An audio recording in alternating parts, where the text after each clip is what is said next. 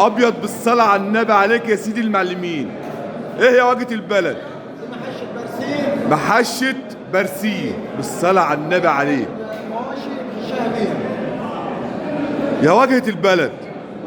دي ولا السيف يا واجهه البلد؟ لا دي طبعا مريحة، بتشتغل بالبنزين، بتخلق نسبة زيت قليلة على البنزين، بتشتغل حلوة خالص حسب اللي بيعرف يستخدمها.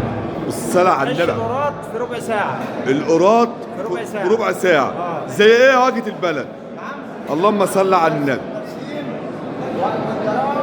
والدراو. يعني برسيم ودراوي. برسيم حداد، برسيم خضراوي، دراو، أي حاجة المواشي بتشتغل بيها.